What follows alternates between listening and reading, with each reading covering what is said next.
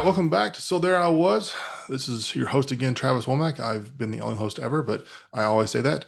Today's guest is none other than my good friend Timothy French. He's got a long history of infantry cool stuff, and then obviously our careers crossed over from 2016 to 18 while at the Old Guard, and some interesting horse stories are in for today. But Tim, welcome to the show. Thanks, Travis. It's good to be here. I can't wait to talk about the old guard and where it took us Yeah. at a minimum. Yeah, it's there's we'll get to the horses for sure, but I like to start every episode with just kind of get a little bit of background of when you joined, where were you? You're old enough to be around for 9/11 and stuff, but when did you join? Why did you join? Kind of what led to the start? So my both parents served previously.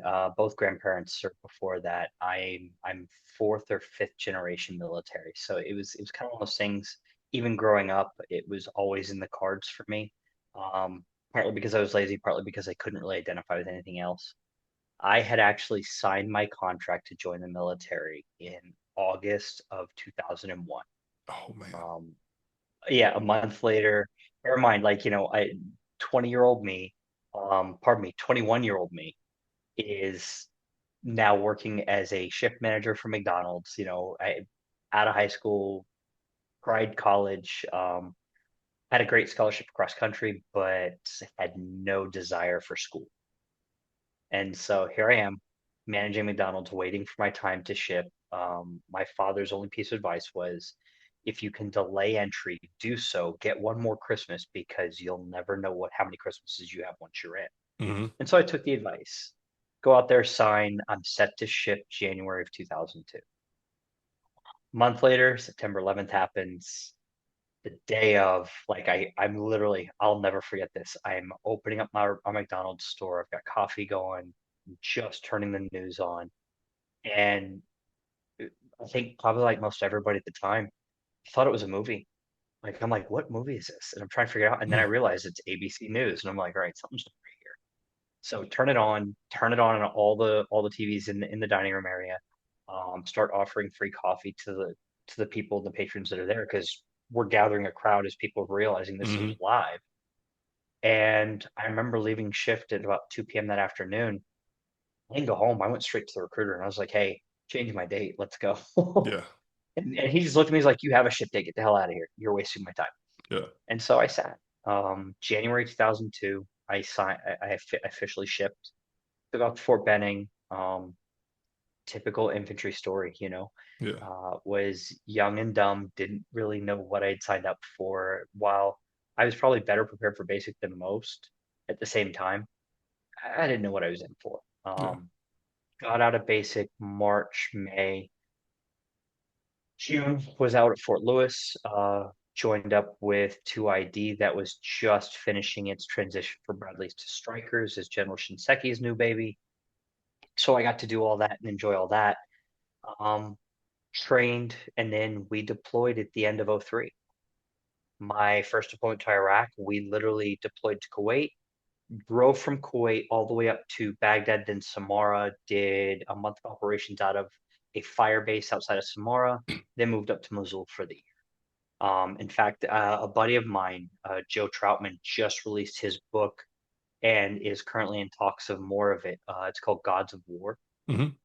and it's about our first deployment with the Strykers and the fact that the unit there now, while it's since reflagged from 2ID to 7th ID, they're known as the Ghost Brigade because of our actions in Samara specifically.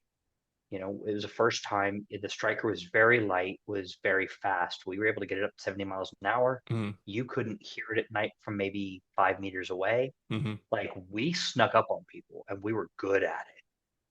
But a lot of that came from the fact that all we did was train for 9.5 months. Yeah.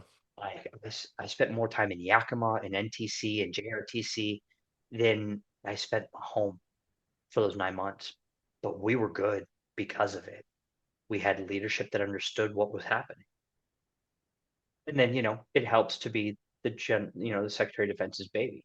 Yeah. We had all the money, we had all the cool gadgets, all the cool Yeah. toys. Well, you get So you get the I money think to go train too, which helps. Oh, 100%. Like, Yeah. we're listening to units to left and right of us how they're doing room clearing drills with broom handles that are painted black, and we're like, We got 5 rounds. we've got 250,000 blanks to go play Yeah. with. Let's go. So every day it was PT was ruck up, do a 4 mile hike out to some shoot site, go conduct mountain drills all day. Yeah. And so we were practicing all of it. And it showed. We did a really amazing job. At the same time, it was probably one of my worst first tragedies.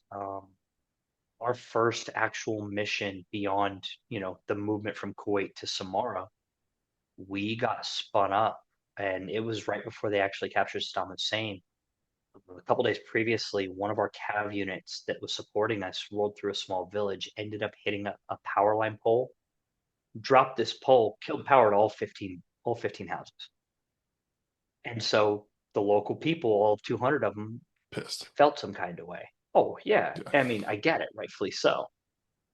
So we were going to go through. We were going to do a soft knock and clear at 2 in the morning, and just basically make sure they don't have anything that could hurt us. Mm. Um, the plan was we were going to infill along one of these. It's in Afghanistan we call them like wadi dikes, but it was basically like this raised dike, Mm-hmm. and on either side it was about 11 foot drop off into an irrigation ditch. Mm-hmm. Well, Stryker's at least 17 tons. Yeah. If we had any of intelligence in the local area, we would have learned very quickly that mule carts were falling off this thing. Mm-hmm. They So rolled it. as we leave out, my platoon is in the lead, four Strikers, various distance, and the lead and the trail Stryker both slipped same time. And so there was a lot of initial confusion as to which Stryker went in the ditch and which one was off and upside down, because they were getting reports, this Stryker up front, no, it's the Stryker in the back, it's this, it's that. And meanwhile, here I am, I'm sitting in a vehicle, I'm 24 years old, it's 9, maybe 9:30 at night, and it's pitch black, the vehicle's filling full of water. My squad leader broke his neck unbeknownst to us to warn us of a rollover, and our driver is trapped up in the driver's hole, deathly afraid of drowning, breaks his own legs trying to get out. Wow.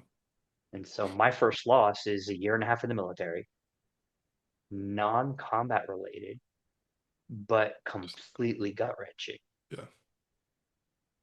That's awful, man. I didn't know that about you from our talk Yeah. before. That's the I've experienced a mass casualty like that in combat, but a non-combat rollover type thing. We dropped a deuce and a half off a 30-foot bridge by accident, Oh, and full of guys and stuff, and we lost seven. So I definitely empathize. Not to, it's the worst feeling because you're there, and I talk about this on a lot of episodes. It's the worst emotion ever then, and it's the worst emotion forever. It's called helpless, yeah, and you're like, 100%. I can't do anything. You have all this training, all this first aid training. You know how to do tourniquets, which didn't exist back in 2003, but you know how to do pressure wounds and Israeli bandages and all this stuff and needle decompression and and you got a good medic who can do a trach, all this stuff Mhm. but like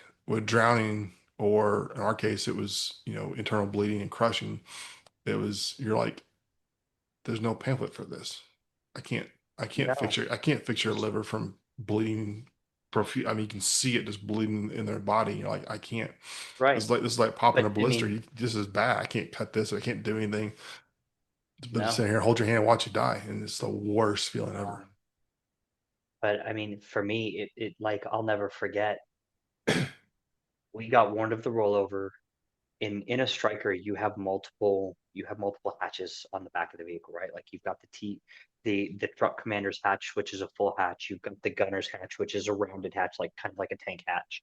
And then in the rear of it, we have two hatches for the ICV, the infantry carrier variant, where you can literally pop up. They can lock out, so you can provide small arms fire support. You can provide small machine Mm, gun fire support, or just help spot. and we had our team leaders up. They were out. Our squad leader was up in his. Our TC started up, went down to kind of just get himself situated with his remote weapon system, RWSs. And next thing we know, we hear rollover.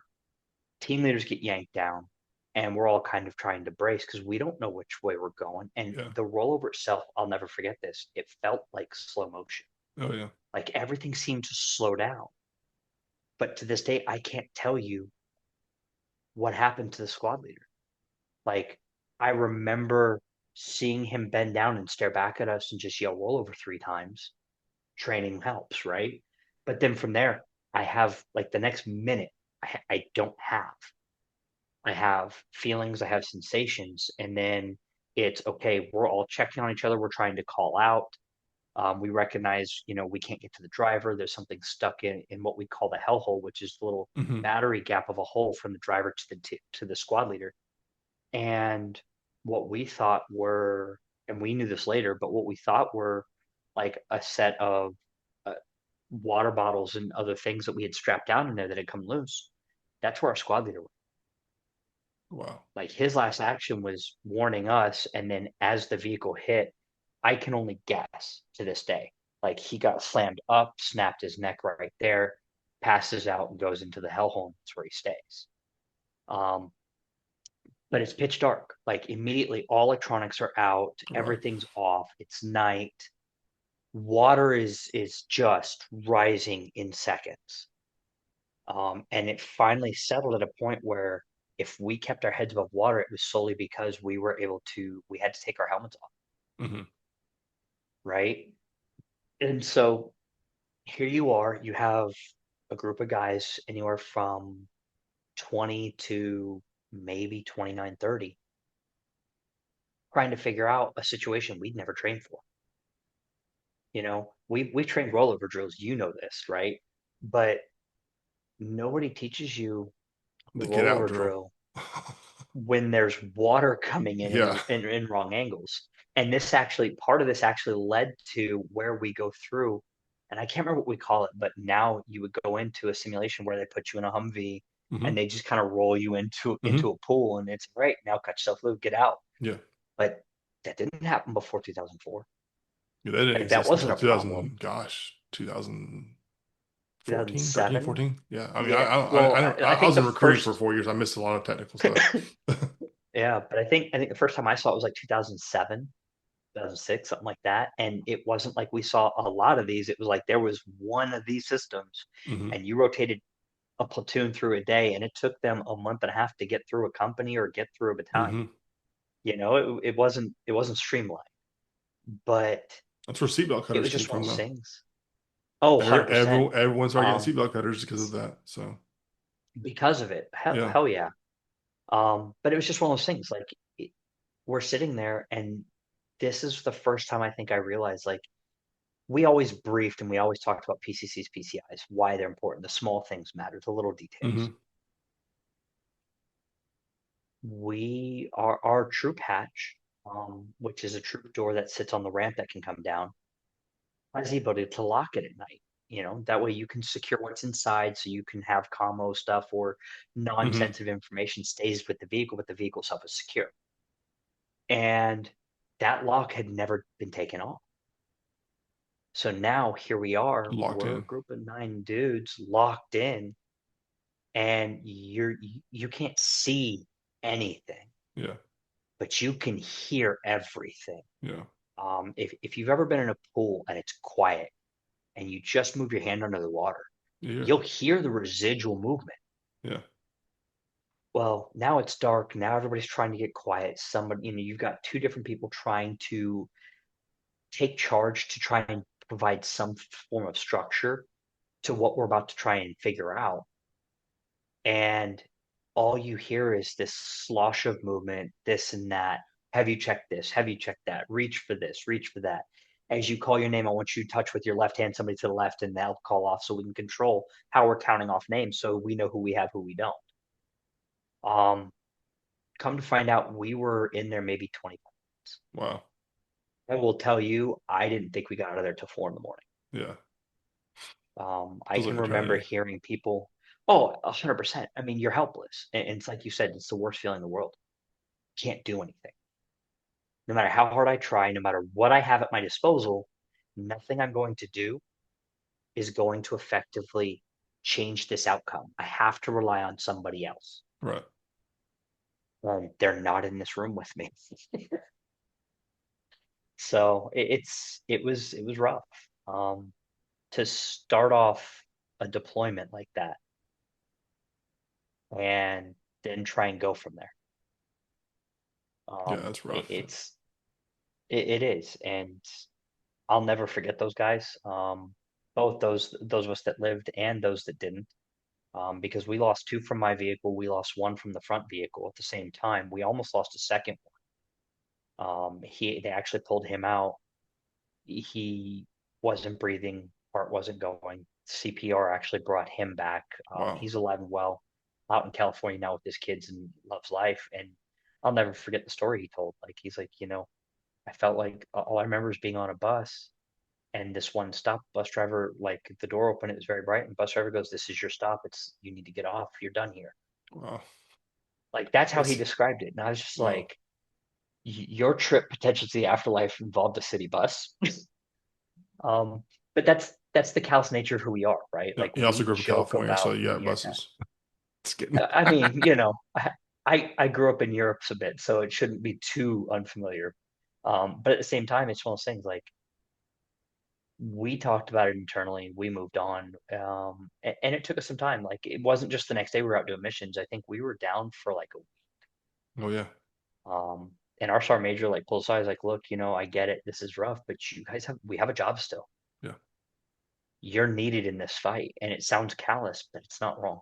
Yeah. That's the hardest part, I think, that people in general don't ever grasp. There's a have you ever seen the Flags of Our Fathers, the Iwo Jima battle? Yes. Like Yeah. Yeah. it's the only movie I've ever seen that kind of touches on that point. The Native American guy character, I can't remember who played that part, but he has one speech in there where someone's like talking about the picture and the promotion for war bonds and stuff, and he has a line. I'm gonna mess this up, but he was like, "Y'all don't understand. That was the first day. We were there for 6 weeks, you know, Right. and I didn't get pulled out to come do this bond stuff for months, you know, Until, yeah. and so it was like all those guys that are in that picture. Like there's the of us, like most of us are dead the next day. I think there's three of them. I can't remember. Some Marines are gonna correct me on this and be mad. That's okay. But it was that's the part that's hard, and you hit on that where it's like, wow, we just lost two vehicles. That's going to take a lot of work to get them back to mission capable. We lost three dudes' lives. We have one dude's got broken legs. You have one dude's in recovery from being resuscitated, and so like your personnel just lost five dudes, and so like you have to pull people around. People have to step up. You have to pull somebody from a different battalion, whatever. All these crazy manning things, and you're like, and then the uniqueness. This I don't know. For me, the challenge is you get replacements, you know, and it's a super hard emotional thing, no matter if you're a private or if you're a staff sergeant. Like, regardless what position gets in your case, it's the squad leader. You get a new squad leader, and there's this default animosity of like you Yeah. weren't in the vehicle, you know, and You weren't a part of this. You can never be a part of right, this. And it's not your fault. right. Like, It's super you tough. didn't do anything to earn it, but just by the nature of the beast of the military. And I want to correct one thing. We lost three total people. Our driver who broke his legs, Wesley was his name. He died in the process. He ended up drowning. Oh Like I man, think out of everybody, I think him and Blickenstaff actually yeah, died it's of that same guy. drowning. Okay, yeah, wow, Right. But like, our driver was deathly afraid of swimming, of water, of yeah, drowning. And, you know, we're we can't speak to what actually happened. We can only surmise. We yeah, weren't there. Like even though we were literally 2.5 feet from yeah. him, But he's alone. we weren't there. Yeah, Um, the that sucks, driver in the man. front vehicle, like but it's also the way because one vehicle dropped where the back end of the vehicle settled into the mud and the nose was forward up. The other one dropped the other way with the nose forward down. Yeah. And the driver of the other vehicle, he was actually my roommate for a little bit as a private, because barracks we don't Right. live alone. We we don't rate that high. Um, Barracks are awesome. but oh, dude, but I mean, he was heavy set. Like Yeah. he was solid as a rock. Don't get it twisted, but he was heavy set. Him finding a way out through his driver's hatch, in between the vehicle and what we called slat armor, which is basically like this big old Hmm. hit, like this pigeon cage, bird Yeah. cage. You don't fit through that easily. No. And I weighed maybe 130 pounds at 5'8.5", 5'9" at the time, right? You're still out there, right? I would struggle. No, I'm 5'7" now. Like my back gave out on me a while ago. I I love it. shrank, but and I also put on some weight too. For those Um, listening, I'm 6'3" and I've always given Tim a hard time. So hey, I will tell you, being short in a firefight has its advantages. it does. Iraqi door frames hurt. Um, they do, but you know what? I remember being pinned down at a different time, like, and I was using a curb as cover, and it worked for me.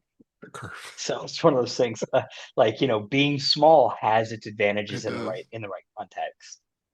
But this guy, like, through that year and ever since, he shed weight like it was a bad habit. He Hmm. is healthy. He is thin. He's like, he didn't get anorexically thin, but Yeah. he definitely took that moment and it changed his life forever. Yeah. Um, it That's changed crazy. my life forever. I mean, I don't know anybody that was involved in that. It didn't change their Yeah. Well, you appreciate things differently. life. You do. You also get irritated about the dumb things a lot more easily. Well, it's because you appreciate things differently. You're like, why are y'all Yeah. so mad that your Gatorade isn't that cold? Or it's like you don't understand. You know, it's You have to I have Gatorade. Shut up and go. well, it's true. I talk to a lot of guests on this show, and people who've been in experiences like that. Like what I've been through and what they've been through, and like I would ask you this as an honest question: is when was the last time you told that story? And it's in that length of explanation. Years,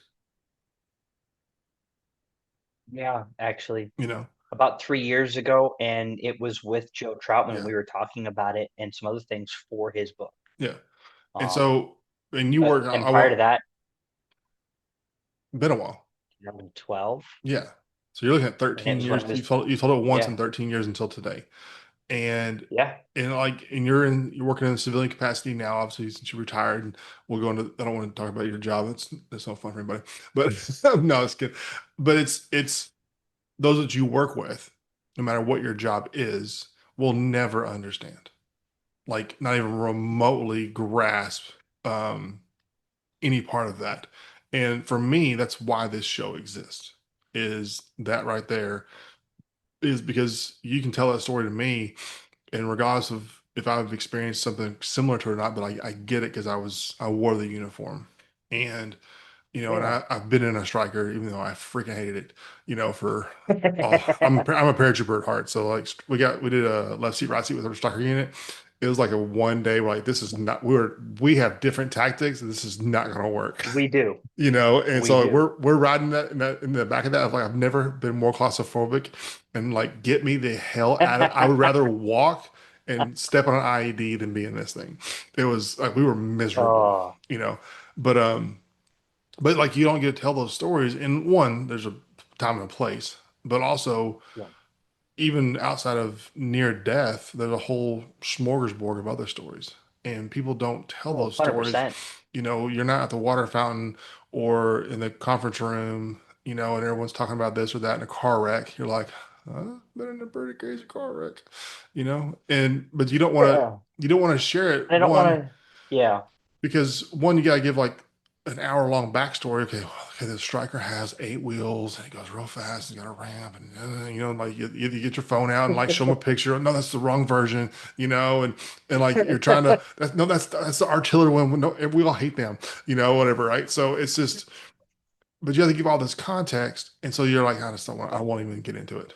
And so you just dismiss the conversation by default, and then over time, which is where I struggle, and not personally, but like with people that I know that have taken their own life. I'm not saying you're suicidal by any means, Yeah, yeah. but I think suicide lives right in that little window of understanding when to share, what to share, how to share it, and then on the flip side, the closer we get to death, aside from actual death, the funnier stuff is. It's freaking hilarious. Especially infantry guys, if you're like, oh, that was close, that RPG right there, right? And like terrifying in the moment, gotta get some new pants, but then like a week later, you're all sitting around We're just joking about cracking it. up, right? Because it's Yeah, like yeah. there's no other way to do it. And then without knowing the civilian population, one, thank you for your service, which is great and all, but the flip side is that It's they still the don't, most awkward thing. it Like, is, you're but they, thanking me for choosing to do a job. right, but they cast, unbeknownst to them, there's a form of judgment and shame that gets sent. Like they're judging, like, Tim, I don't think you should tell that story. That's kind of terrible. And then, Yeah. then there's just a little bit of shame of like, and you really shouldn't be laughing. Like you almost died. You should probably go talk to somebody. Like I am. I'm sharing, I'm Like, actively talking. And so I think there's struggle lives right there. And and so you probably can pinpoint, I bet, the one time you started sharing a story to civilians and you felt a version of that. And then by default, it kind of trickles down. You're like, I'm just not going to do it anymore. And it's probably, and for most people, from what I've heard, and correct me if I'm wrong for you, it's their own family. They were home on leave, telling a story. They felt that like they are not receiving this very good. I'm just gonna tone it down a little bit. And oh yeah, work's going good. Yeah, we went to a range. It was yeah. a lot of fun. You know, So, I mean, and again, like for me, I think it's a little bit different because both parents were in the military, both grandparents in the military. So fair. having that military family, but recognizing the fact that, where my mother would talk about and kind of, I'm not going to say embellish or lie about her service. She was very much into it, Yeah, and everybody should celebrate. right. My father, on the other hand, was the exact opposite. It's like, look, that's my job. It's what I do. It's not who I am. And that was the end of it. Yeah.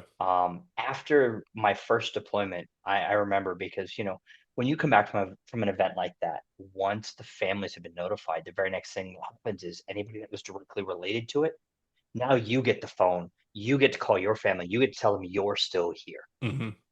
And remember, you get 35 seconds to a minute. Yeah. That's it. And so that call is, Real quick. all right, who am I going to call? Who will relay the message correctly to everybody? Hmm. And who's not going to press for 50 questions? And so for me, it's simple. Hey, my Dad. mother and dad were divorced, but dad, I'm calling dad. Yeah. Hey, dad, this is me. It's this time here. I'm okay. Yeah. That's all you get.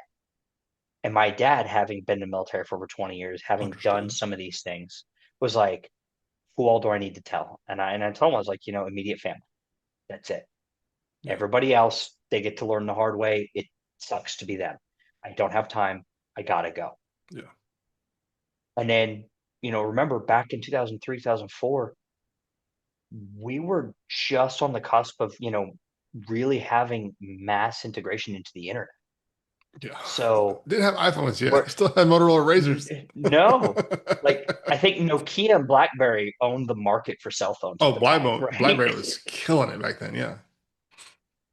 But at the same time, I say I that still have my because Nokia brick. remember, I have one too. Um, but I say that because it's important to understand that majority of our correspondence was still through letter mail. Yeah. And so, you're waiting 3 weeks for things to transit one way or the other. Yeah. So that means it's a month and a half turnaround for a letter and response. Yeah.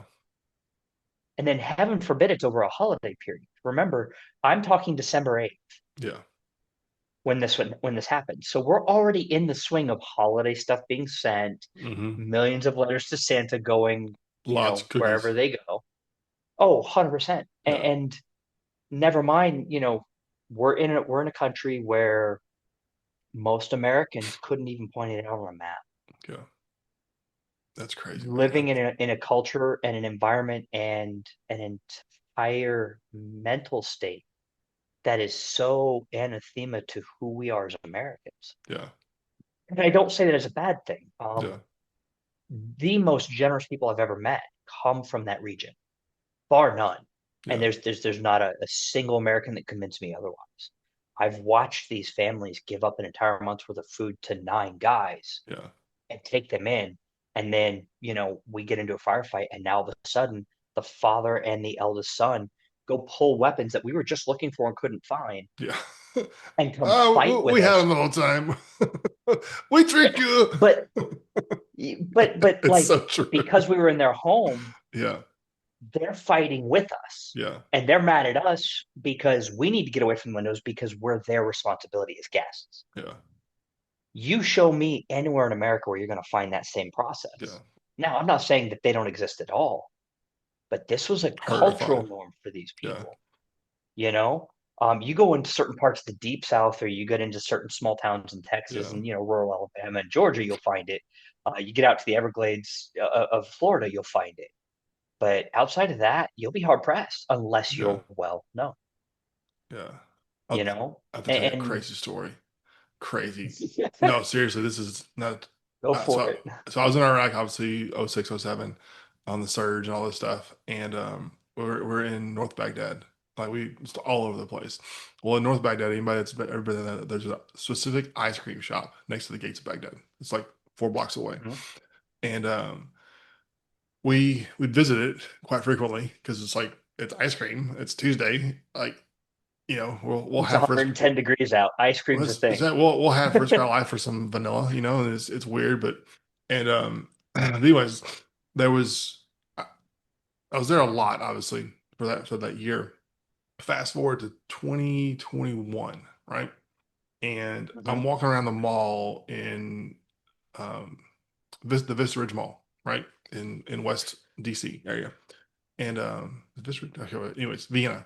And he was walking around there, and I go to this coffee shop that's next to Barnes and Nobles. This little, it's an Arabic coffee place. And anyways, if I get a cup of coffee because I'm just by myself, and this girl was in line next to me waiting for her drink, and she's like, "Oh, you in the army?" I was like, "Yeah." She's like, I was like, "Oh, cool." I was like, "Where are you from?" She's like, "I'm from Iraq." I was like, "No way." And she's like, "Oh," I was like, "What part?" And she's like, "Well, do you know Iraq?" I'm like, I've been all over it, and Familiar. so I'm from Baghdad. And I'm like, well, what region? And I named like 6 like little sub towns, and she's like, nobody knows the regions, And I was like, this one right here, and she's, I named her where she's from. I was, oh, that's where the ice cream shop is at. And she's like, the ice cream place, and so we had this little like 10-minute chat, and I Yeah. mean, she had just came to America in 2019, Yep. and so we did talk about her age. She was a 7-year-old girl at that time. And Yeah. she's like, I'm like, man, I've never met anybody who, on the American side of things that was a kid, because I've always wondered about the kids, that are just running Oh yeah. around, no adult supervision ever. Afghanistan's 10 times worse. And I'm like, I would love to hang out and just talk and just kind of hear your perspective of things. And I'm sure at some point Story. you had soldiers in your house, and we Yeah. probably took all your mats to sleep on them. And, um, and all that. But well, I'd love to let's keep talking about other stuff, but we could be on this, good gosh, for days. But I want to make sure we have time to I go to other think topics. what's interesting, and one thing I would love to unpack another time is Yeah, you talked about being airborne and doing left seat right side with Strikers. I'm curious to know when that is because we were there through the surge 06, 07. I basically say 06, 08. And I remember the 82nd and the 101st both coming in, and the 82nd moving into different parts of Baghdad. yeah, that's us. That's me. And we ended up being your ferries to and from places. Yeah, all the time and getting you out. And I remember commanders from the 82nd be like, "Yeah, no, we're gonna walk the whole way there." We're like, "You're idiots." Yeah. Like, I get it. This is your thing. This is your shtick, but Well, you're they gonna gave us walk down trucks. Irish. Yeah. You're high. Yeah. Well, it Like, was we'll so get you yeah. there in 20 So it was, minutes. we were second brigade, second ID was who we fell under. Is that you back then? And So 2-3. We were third brigade, second ID. okay. And then first battalion, 23rd infantry. Yeah. Okay. So So, yeah. So that we was were the Tomahawks. we were so our battalion was deployed in '06. We got home for 3 weeks. We got sent back for the surge. And so as a Wow. brigade, yeah, it was good times. And the day after Christmas, we got a phone call. And Oh yeah. but we were they deployed Second Brigade into what's the right across the river of North Baghdad. Um anyways, that's where the Second Brigade headquarters was at. Anyways, our battalion got Yeah. pulled because we were on a different we could only be deployed for 10 months and the rest of them could be a year Hmm. and a half. And because they technically never got reset, and so they attached us to y'all, and so I was going to buy up all the time to talk to the second ID. I was the um,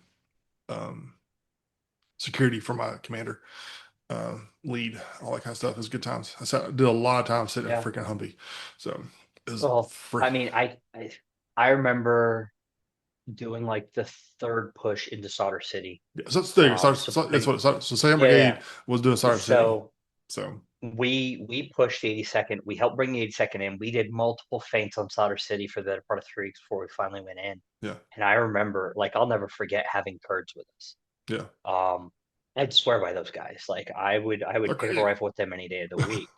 Oh, but they were reliable. Yeah, Like, you could count on them. yeah, In fact, if you remember, I want to say January 2007, um, Haifa Street in Baghdad. This made CNN, where we were hmm, basically like in the high rises. That was us. yeah.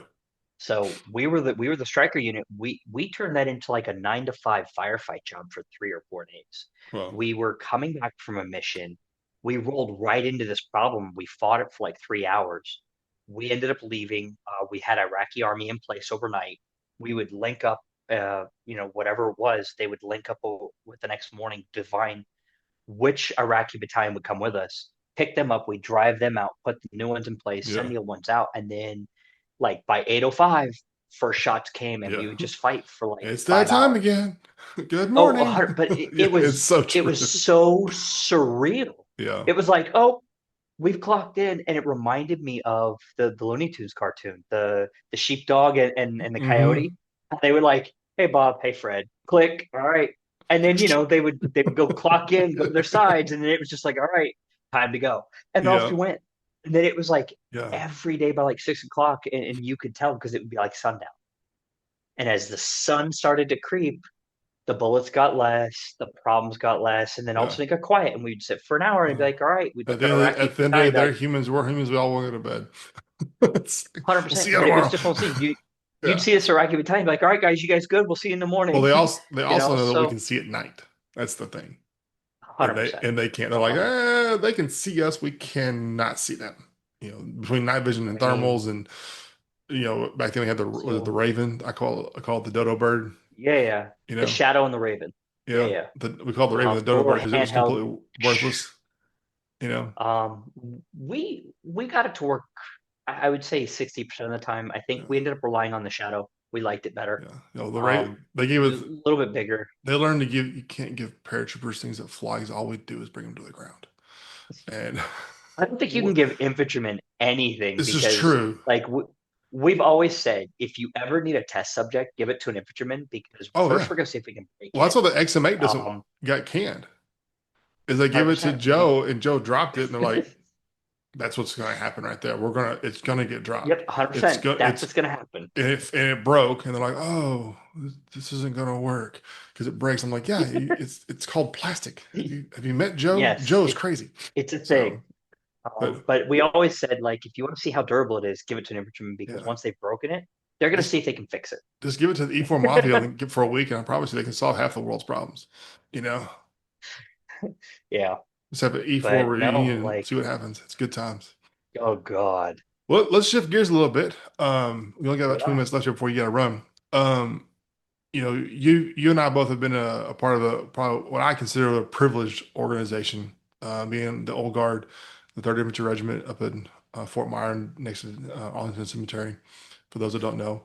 And it is a unit, and it's a mission, and it's a job. It's like nothing else. And we don't have time to go into all the intricacies of the Old Guard and uniforms and ribbons and I've cut more license plates than I ever want to admit, and and it's just it's a weird thing to describe in those rights. There's a lot of really good books. I encourage you to read them, but you and I both at the same time overlapped and did a lot of work with horses. And so I'd like to hear kind of your experiences. I'm sure you have some epic photos of time on horse. It's epic.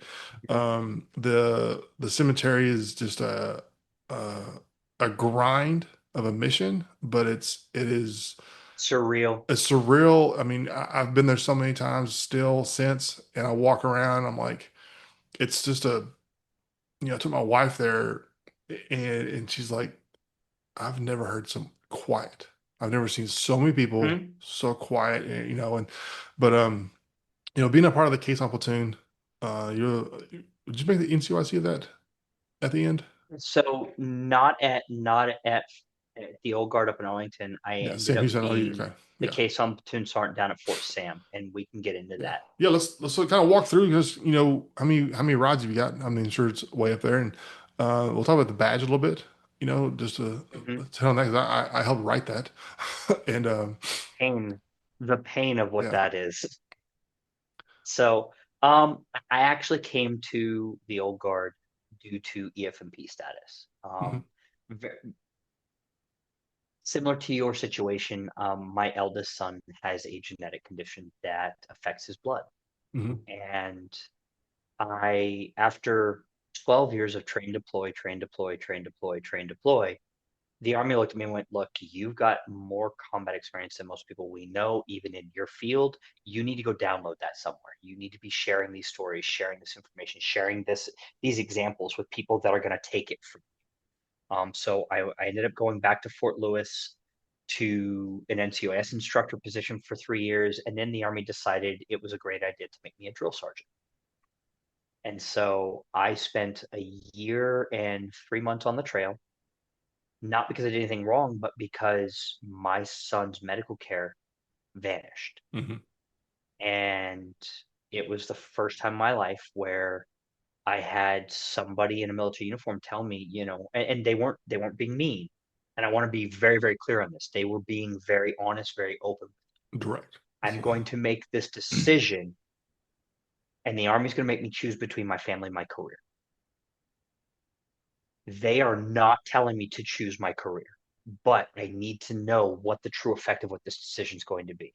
If I choose to try and not stick it out on the trail for another year and a half, this will negatively impact my career growth. And I remember, at the time, my wife, who was there to hear this conversation, was pissed. Just, this is bullshit. It shouldn't be this way. hmm. And I just looked at him and I said, it's not a choice. You're telling me go get rank or have my child. Hmm. Anybody who chooses the rank shouldn't have had the child to begin with. Fair. Now, for everybody, it's their own choice, it's their own process, and I get it. But for me, it wasn't a choice. So we went through the process, EFMP, and when I heard, okay, well, I'm getting moved up to the old guard. Bear in mind, infantry for 12 years. As far as the old guard concerned, the only place that was more dog and pony show than the 82nd to me was the old guard. Hmm. Um, and unbeknownst to me, I didn't know at the time after, 14, 15 years in, I had no clue we had horses outside of Fort Riley and Fort Hood. Hmm. So I get up the old guard. I'm in processing. I'm a staff sergeant, fresh off the trail.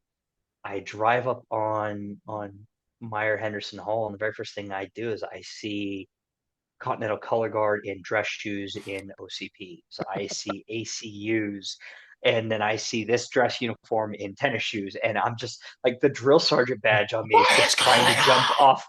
on? Burn it all Like down. the shock of it all. I was just like, you know what? I'm not gonna say a damn thing. they've like somebody's got to know something somewhere. This has Yeah. got to be a thing.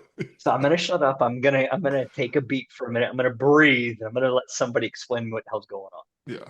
on. Go through and processing. Day one, I get pulled up into regimental headquarters, and um, this was Colonel Taylor at the time. Hmm. And as I go up, the sergeant major's like, hey, I'm checking in. Sergeant major's like, you're my staff sergeant from the trail, right? And I said, I believe I'm one. I'm sergeant major. Yes, I don't know if I'm the only one. He goes, well, you're the only one, so let's go. And he starts walking me across the street. Now, if you've been on Fort Myer, you know right outside regimental headquarters, you walk right across, there's the barn. Hmm. If you're unfamiliar with it, you're walking across and you see what looks like a long storage shed. And Several of them. so every building, oh, 100%, but every building on Fort Myers is old. Hmm. I like they're to the point that they all, I'm fairly certain, qualify for historical heritage recognition. Um, but I'm walking across the street and here's this sergeant major and he's like, hey, you have a problem with horses? And I'm like, no, sergeant major. And he's like, okay, good. And I said, why? And he goes, because you're about to be on. A And I lot. was like, I don't understand. And then we open the door to the barn and all I see are stalls, half full, half empty. There's guys walking around in jeans, boots, black button Button ups, and ups. I'm just like, what the hell is this? And he walks me right upstairs, and he walks me to the platoon sergeant, and he introduces me, and this was Jeffrey Tyree, great guy. Love Tyree. The guy has much. Oh, Tyree's awesome. But he was a no nonsense. I'm gonna tell it straight. You can love it or hate it. Get the fuck out. Yeah. And from somebody like me with my experience, appreciated it because it's very easy to know where you stand with these people, and it's very Hmm. easy to figure out when you're doing something right and doing something wrong. But he was like, how much horse experience you have, and I explained a little bit to him, and he's like, you're short, and I went, I'm aware. He's And tall Sergeant Major too. looks at everybody. Oh, he is like, Tyree, I think is close to 6'5". Yes, and he's taller than me. So Yeah, but like Sergeant Major looks at Tyree and goes, everybody's 6 foot on a horse. Who cares? so So, true. and it's just one of those things, right? So we're going through this process and we're dealing with this, and he's like, well, you're gonna have to go through BHC, basic horsemanship course. I'm like, yeah, no problem. I've been to enough military schools, and he looks at me and he goes, it's not like a military school you've ever been to before. No. Um, it wasn't. Mr. Brown and an NCO and a senior specialist were down there teaching it, and it was definitively a different experience. The horsemanship that we got to learn in a period of 6 weeks, night and day. The care you learn for horses, whether you've been around them your whole life or not, you go through that course, you're going to learn something Hmm. new. And the way Mr. Brown approached dealing with horses, working with horses, training with horses, Hmm. it explained why we were so good at what we did in the cemetery. Hmm. Um, you look at it today, and I'm sure past caseon members feel some kind of way about why the horses have blinders now versus when we didn't, so on and so forth. You can argue that to training, you can argue that to safety. There's schools of thought, Hmm. right? I'm not going to say one's better, one's worse. What I am going to The say blinders is, look cool. I have to say it is kind of a cool aesthetic. It's my opinion. so aesthetic, sure. Um, Coming from a time where we rode the horses and we knew. I mean, I had horses like Franklin. I came in as a squad leader for the fourth squad, which was a white squad of horses. Anybody who knows horses knows that horses aren't actually white; they're gray underneath. But we had two squads of grays, we had two squads of blacks. Most of our horses were mixed, and that was on purpose. Mr. Brown was trying to actually shrink the height of the herd down and get us away from these big shires, these big Morgans, and bring us down to like this Morgan quarter cross. Smaller horse, yes, they're more hot tempered, but they're also more trainable. They're Hmm. more susceptible to working with people that they can gain trust of. And for me, I think Franklin was a great example of it. Um, Franklin was this amazing gray, just spitfire of a horse. Hmm. And everybody was like, he's going to be your problem child. You got to keep him worked. You got to keep him engaged. You got to keep him going. And through the time that I was there, we actually worked him through the wagon up to lead and lead off. And he was easy. He's just a workhorse. That little boy would pull like no tomorrow. But if he didn't go out the cemetery for more than 3 days, Get unless pissed. he was in a turnout lot, he Hmm. was just like we were. You have people that are Get them wound up. complacent. You have people that are workaholics. You have people that are excitable, and people who just can't be excited for nothing. Yeah. Um, but from my time in Quezon, from the time I got there, working through the wagon, getting to I want to say 128 total rides. So I don't have an excessive amount of rides. But a lot of that comes from I was a squad leader for about a year, and then I stepped into an opposite CO position for me. Hmm. And so I was managing, and you know this because this is where you and I really started to kind of work together Hmm. on, working on contracting for feed, contracting for leather, contracting for, Horseshoes. how do we go out and horseshoes? Oh God. Like Hey. all these different side things. Yeah. And the things we would hear, yeah, case on eats up 80% of the old guard budget. Well, if you understand horses for 5 minutes, it's a no-brainer as to why. I mean, I remember working with, we had the first chief come in to Quezon around 2018, That was and Chief Sabatica. Sabatica. Yeah, I think I can pronounce his name. Yeah. And Chief Sabatica and I actually did a lot of the planning in preparation for President Carter's funeral. Hmm. The original intent for that funeral was The original Quezon was plan. actually going to fly. Yeah, we were going to fly down to Plains, Georgia. Hmm. We had a spot reserved. We had all this planned out and set up. Hmm. Where Quezon and the Sea Chanters were going to be the main event, if you will, of his funeral procession. Hmm. Working with the J2 out of MDW, all these planners, this and Also, everything all else. those same It meetings. I was remember. insane. It was insane what we would talk about, and I to this day I airload certified the trailer. proof proof the army is willing to do the craziest thing possible just to justify it. We're going to load the horses onto a trailer. We're going to load the trailer onto a C-130 or a C-17, and we're C-17. going to fly you guys down. And it was just like, what vet is blessing off on this? Like, show them to me. Introduce me. Why? Because I'm going to hit them. Because they're dumb. So Because great. understand, the pilots on that plane, they give two shits about the horses. They give Yeah. everything about that, like, $60 million plane. And they have it in their protocol, in their policy, in their regs. If they have to dump cargo to save the plane, they'll do it. Yeah. So you're going to tell me, you're going to put us in position to make the Air Force make a choice as to whether or not they dump 12 horses. And at the time, remember, this included Sergeant York, Oh yeah. who is famous in and of his own right simply for Reagan's funeral, right? Yep. Like you're gonna put us in a position where we're going to allow somebody to make a decision based on the health and safety of the machine, simply because we're not willing to rent out planes that are already in existence that have stalls for horses that are built for this. Yeah. No kidding. And I feel like it actually would cost the government a lot less money to do so. I have a great picture from that day. I don't know if I've ever shown you these Oh pictures. my God. When was that? That was You in May. remember you remember doing the mock-up load up of trying to get one trailer loaded up full of stuff, and then we Oh, would actually I drove had to out to order. Andrews. I had to order the ramp. It was a $32,000 ramp. That we've never used, by the Yeah. Oh, I way. know. Believe me, I know that. Where are all those pictures at? So Good it's just times. it's one of those things. Like it's but all of that led me down to Colonel Garkey and Colonel Schaus approached me like, hey, we need somebody to go down to Fort Sam and assess this unit. They say their case on, they're using our moniker. We need to know what's what. Right. And that turned into, a two-star from MDW. Hey, whatever you do, give me enough information that we can shut this down. Getting down onto Fort Sam to Army North and General Buchanan going, whatever you do, give me a way forward. Y'all are As giving me different as guidance a rules.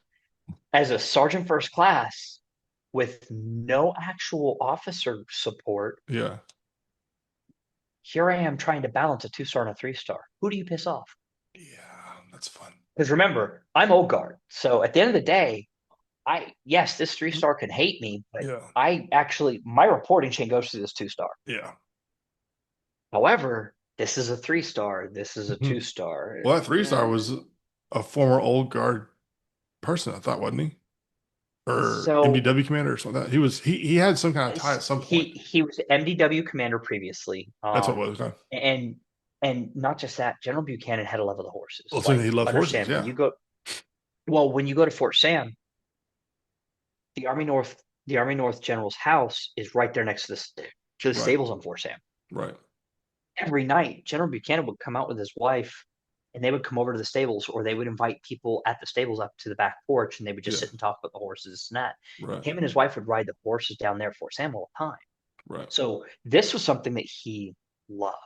And for him, it was important for Military City, USA, San Antonio, to have this capability. Hmm.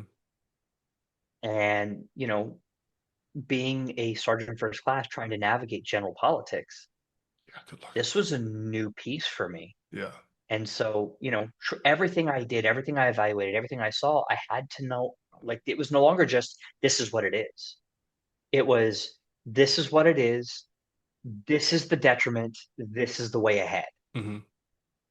And so that way, learning to write to give everybody what they wanted based on their own interpretation and then let them fight it out, Yeah. that was a skill set for 6 months of training and Yeah. process. So But riding because of course it, 101 right there. oh, 100%. Like if you're comfortable, you're probably doing it wrong. Yeah. Exactly. um, but it's what landed me the job. Yeah. And basically General Buchanan was like, we want French down here. Um, and we're basically going to give him carte blanche. Unbeknownst to me, General Buchanan made that decision as one of his kind of last decisions as the Army North Hmm. commander because General Richardson came in and took over, I think, 90 days after I got on ground. Hmm. But here I am. I'm taking a That's female, Frankenstein female, case on female Richardson, right? Yeah. female Richardson, Yeah. Okay. correct? I believe she's Army South now, Well, they're combined, I think. or she was. Yeah. Are they combined now? They got rid of they. I don't know how that still got reflagged. They got rid of Army North and South and made it something else. It's like Army West, Army. I can't remember. It's weird. Like It's a Western four-star Hemisphere billet. Command or something No, like no, that. no, it really Correct. is. It's like the North America, South America side. Then there's the Europe side, and that's it. That's how they did it. I stopped following all that stuff, and I was like, I don't wear the uniform anymore. I don't care. Yeah. So No, but I mean, there was this, and so for 90 days, remember, she's doing left seat, right seat with General Buchanan. She's trying to get up on the southern border mission that's running. right, Like Army North was this general command of North America yeah, and the hemisphere and how we deal with things. And they consistently had things going on. yeah, Natural, hurricane season was a huge thing for us. FEMA support was a huge thing for us. And then I took over at a time where I'm trying to rebuild a caisson team that had had multiple accidents, yeah, that had had multiple runaways, was working with a Frankenstein caisson wagon, hmm, and had a herd that, from a civilian that was trying to do something, um, the horses were not mentally sustainable. yeah, One of the first actions I did there was I had to make the decision with the soldiers that had been on the ground with these horses for 3 or 4 years to put a horse down because the horse was just hurting so bad. yeah, And as we talked about earlier, being that squad leader to come in at the wrong time, here I am. I'm the platoon sergeant. I'm making a recommendation. The best thing to do is put a horse down. And they're like, no, no, the horse is fine. I'm like, that horse can't walk but 5 feet. yeah. That horse is not fine. Which is suicide for horses at their feet. So 100%. yeah, And so, I step in, I retire out an entire herd. I get tied in because the way Fort Sam purchased their horses versus the way we bought them up at the Old Guard was different. Fort Sam's horses came through the military veteran associations as donations to the government. hmm. And so Means they're I would old. work with oh, 100%, but I would work through that association, be like, hey, we're about to go out and go look at these horses. This is what we need to do. We need to be prepared to write this kind of a check. And so I took my new civilian counterpart as a contractor with us, and we would fly out to like South Dakota to Ohio. I think we bought like four Amish horses. Hmm. We ended up buying two horses out of South Dakota. We got a couple others that were, gifted to us from other sources. But like we changed the entire process how we procured horses. Hmm. We changed the entire process on how we contracted hay because when I got down there, found out we were on the same hay contractors you guys were up in the old guard, but she was treating us like secondhand garbage. Hmm. When we got hay for our horses, it looked like straw. Yeah. And I was just like, this doesn't have any nutrients. This is just we're effectively giving cattle cut. And so redoing all those contracts, and then out of nowhere, we find a 1906 caisson Hmm. up for sale. And so immediately it's like here I am. I'm now briefing a three-star general. Hey, I need to go on this turn and burn mission, and I'm about to go and try and spend $18,000 of the Army's money to go buy a relic. What are you gonna do with it? Oh, I'm gonna cut it apart. Yeah. But better though. Make that sell. Yeah. I could have got it But for way cheaper. oh, we my first priority was getting an actual caisson instead of this Frankenstein thing that we Yeah. Um, we ended up getting it for like 16,000, and then we put another 4,000 of renovation repair work into it. But Fort Sam now has the oldest active case on a military service Yeah. at 1906. Haha, I did that, right? Like, and that's one of those things where, that was the first time where I was able to bring some soldiers with, like, hey, we're not going just me. I'm taking some of my young NCOs. They need to see this process as well. Yeah. And here we go. And again, this gets into the argument, why did we use these caissons? They're so heavy because in 1906, like there was no folded steel like this. Yeah. This was an old process of, It's hey, this thing is iron heavy. back Oh, then. 100%, you know. But at the same time, remember, we're talking about a wagon with no brakes, no rider on it, and the horses do all the work through their leather harness, through Hmm. their tack.